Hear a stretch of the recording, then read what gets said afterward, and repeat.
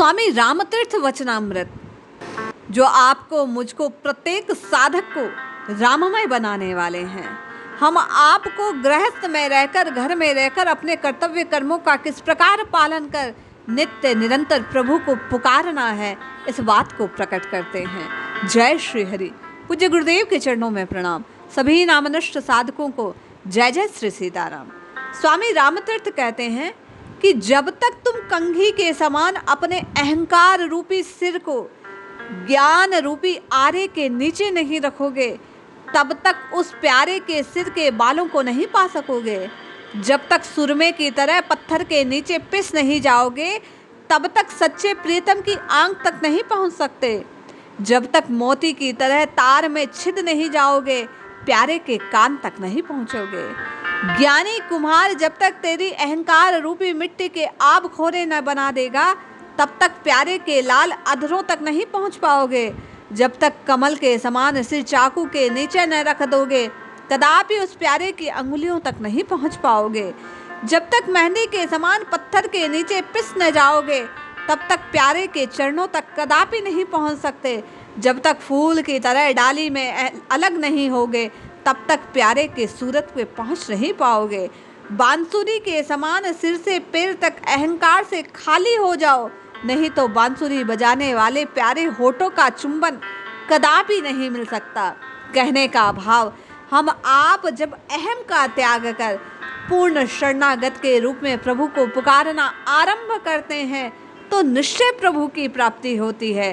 स्वामी रामतीर्थ कहते हैं, ईश्वर में रहकर कर्म करो तो निश्चय ईश्वर की प्राप्ति होती है।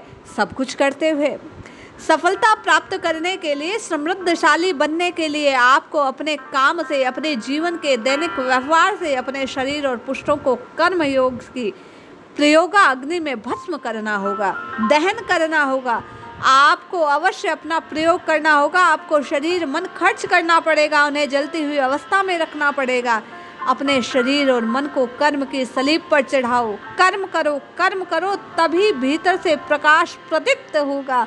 हम आपको परमात्मा तत्व की प्राप्ति होगी।